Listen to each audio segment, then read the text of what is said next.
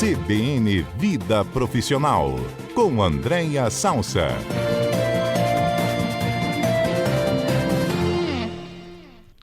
Rubens, gente, sobre esse tema aí da André, reunião. Meu pai já era aposentado, mas continuava trabalhando. Foi mandado embora por não ir a uma reunião. O chefe dele foi buscá-lo em casa, por ele não ter ido. Sabe o que o pai do Rubens falou? Eu não vou.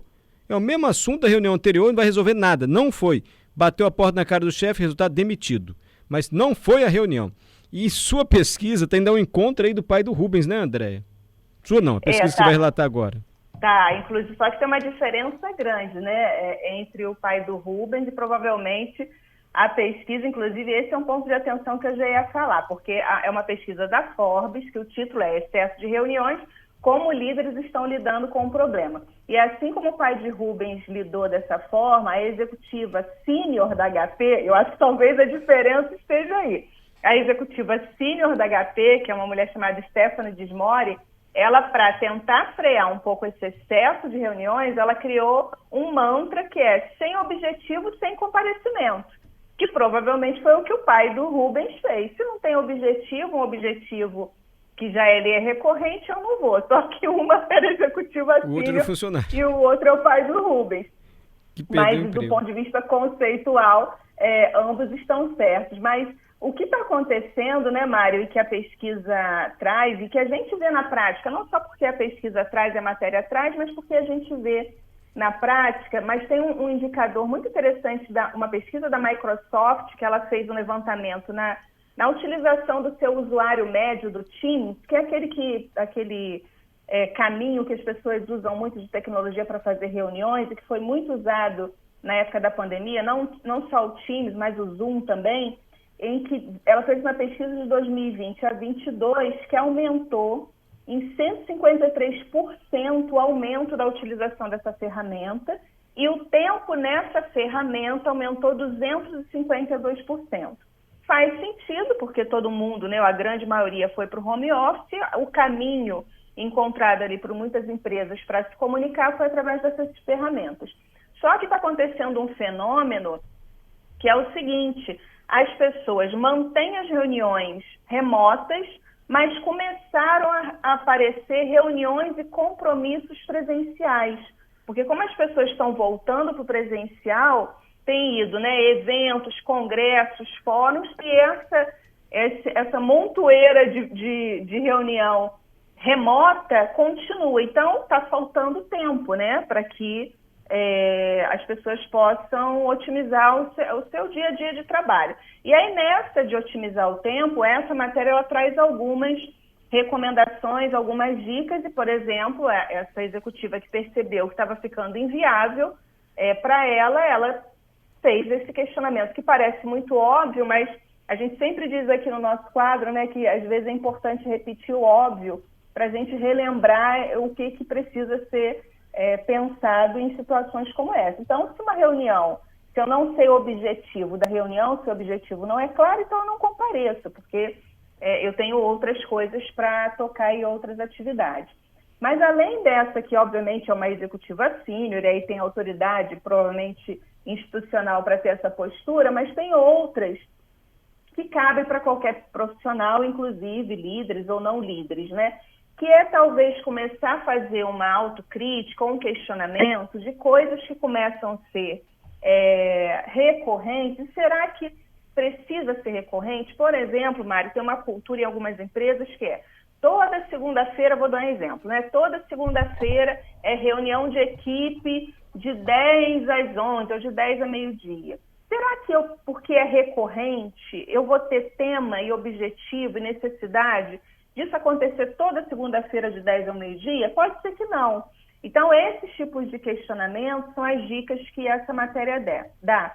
E algumas empresas estão usando algumas iniciativas que eu achei legal pensar, né, dessa matéria para compartilhar aqui com o ouvinte. Então, tem duas ações e práticas que as empresas estão usando. Se os ouvintes forem lá e pesquisarem no Google, né, o título, como líderes estão lidando com o problema, excesso de reuniões, vai aparecer, e é uma matéria bem grande, tem várias empresas, vários cases, mas eu trouxe aqui é só o case para a gente dar mais objetividade. Então, Oba. um case eles chamam de Focus Fridays, que é dar um foco pelo menos na sexta-feira. Então, são empresas que definiram que toda sexta-feira não é dia de reunião, para que as pessoas possam ter ali o foco no trabalho. E tem empresas que, para além desse Focus Fridays, que é focar na sexta, tem o Maker Week, que é a cada trimestre uma semana inteira sem reunião. E aí você vê, né, Mário, quando as pessoas começam a ter essas atitudes... Trimestre inteiro? Trimestre não, a cada trimestre uma semana sem reunião. A cada trimestre uma semana inteira sem reunião. Então, toda sexta não tem, e além disso, a cada trimestre tem uma semana inteira sem reunião, que é como se fosse um fôlego, um oxigênio para as pessoas poderem fazerem o que a gente combina nas reuniões, né? Que para mim isso é o maior desafio quando a gente está com excesso de reunião. E aí algumas perguntinhas que a matéria traz para a gente refletir, né? Eu preciso mesmo da reunião, e aí muito mais no lugar de quem convoca a reunião, de quem chama, quem produz aquela reunião. Realmente, será que eu preciso mesmo dessa reunião? Se eu preciso, será que a reunião não pode ser menor? Então, eu estou colocando aqui uma reunião de 2 horas. Será que 2 horas Será que 1 hora? Se é 1 hora, será que não é meia hora? E pode ser, outra pergunta, né? Pode ser menos frequente? Será que tem que ser toda semana? Será que não pode ser de 15 em 15 dias? Será que não pode ser uma vez por mês? E aí tem uma consultoria que foi chamada Asana, né, que aparece nessa matéria, começou a fazer acompanhamentos de tempo com essas empresas que instituíram essas duas práticas, nas práticas Focus Friday e Maker Weeks, e viu que essas empresas começaram a economizar por mês 11 horas de trabalho. Então, 11 horas que eram dedicadas a reuniões, agora estão em espaços livres, simplesmente por conta dessas duas iniciativas e da resposta crítica a essas 3 perguntas. Eu preciso mesmo da reunião? Se sim, a reunião pode ser menor, e será que não pode ser menos frequente? Então, isso está causando, né, um indicador positivo quando as empresas começam a usar essas práticas. Mas eu daria, quando eu li a matéria, né, eu falei assim, eu vou incluir aí uma dica Andréa Salsa, por favor. Porque é o que eu tenho visto, inclusive da minha prática profissional, o quanto isso tem aliviado os profissionais, porque a reunião começou a ficar um lugar um pouco de pânico para as pessoas, porque o que normalmente está acontecendo, Mário? As pessoas estão fazendo reunião, para além daquelas dicas que a gente já deu naquele comentário, só sobre dicas, né, de como conduzir adequadamente uma reunião, mas mesmo quando... André, só um minutinho, posso só interromper para o repórter CBN? Vamos lá.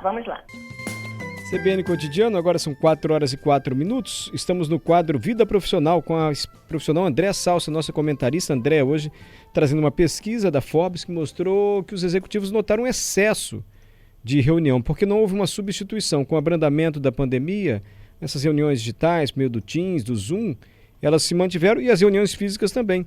Isso vai gerando pouco tempo para a pessoa trabalhar de fato. André já trouxe o case de uma empresa que conseguiu poupar, vou dizer poupar, mas pode ser outro verbo também, 11 horas por mês de trabalho do seu pessoal, porque otimizou o tempo aí que era dispensado em reuniões.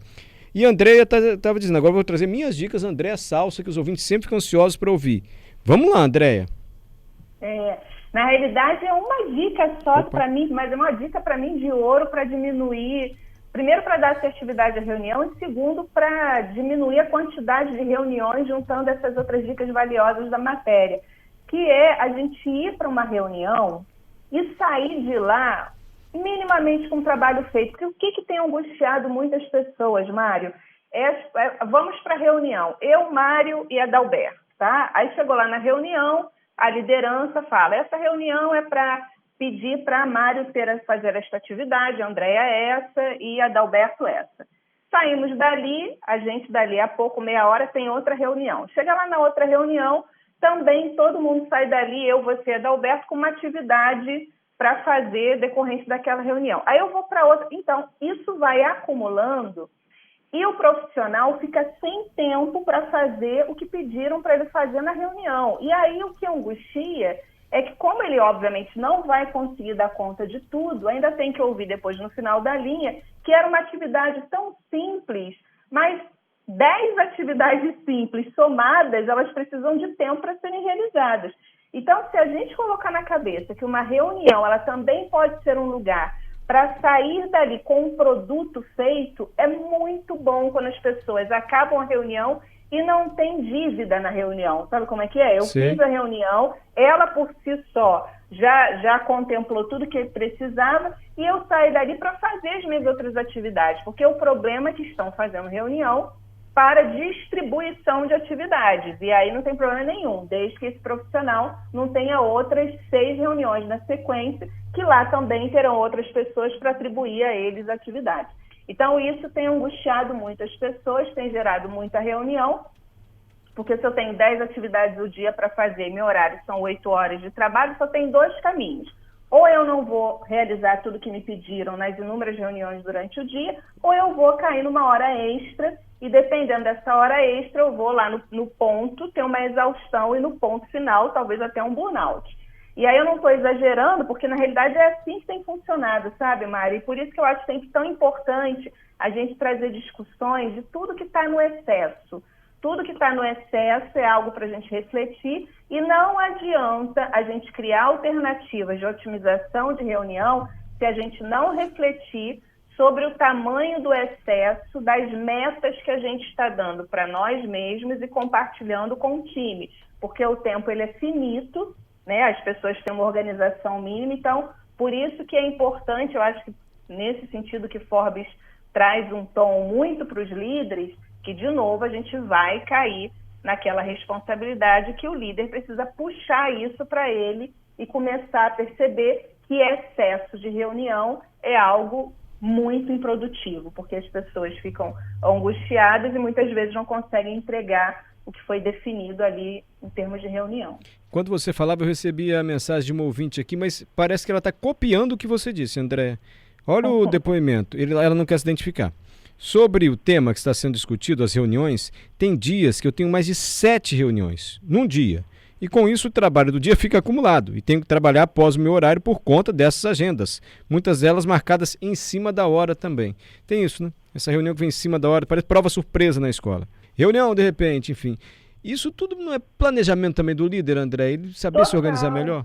Total, e tem, engraçado que eu acho que tem uma coisa um pouco glamourizada em relação à reunião, né? Então você convocar uma reunião, parece que você está dando ali um espaço mais nobre a uma determinada atividade, e você tem que ter cuidado e ter um olhar geral sobre o seu time, porque pode ser que você, líder, convocou ele para uma reunião no dia, só que talvez o seu liderado, ele atende a outras inúmeras áreas. Então, você não sabe quantas outras reuniões o seu liderado está sendo convocado. Então, ter essa visão do todo, de para onde a sua área está sendo demandada e até compartilhar, né, e conversar com os seus pares, líderes como você, de que a gente tem que otimizar o tempo das pessoas, porque eu não tenho dúvida, Mário, isso tem levado as pessoas à exaustão, porque as pessoas querem entregar, ninguém levanta da sua cama todo dia para trabalhar para dizer que não está conseguindo entregar. A realização da entrega, ela tem um efeito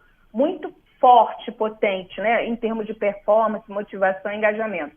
Quando eu não consigo entregar, parece que eu estou debaixo de uma avalanche de demandas, isso vai desmotivando, vai, né, gerando angústia, e eu não consigo produzir a sensação que eu trabalhei o dia todo e não entreguei nada. E muitas vezes é verdade, porque eu passei o dia todo em reunião com uma nossa ouvinte aí, que colocou num dia 7 reuniões. Bom, se ela trabalha 7 reuniões, uma média de que as pessoas têm pouca objetividade em reunião, você imagina que ela passou realmente o expediente inteiro em reunião, né? Nossa, pouca objetividade em reunião é que é dose, né? Nossa, quando tem um prolixo lá que quer se manifestar também, minha nossa. André, obrigado, viu?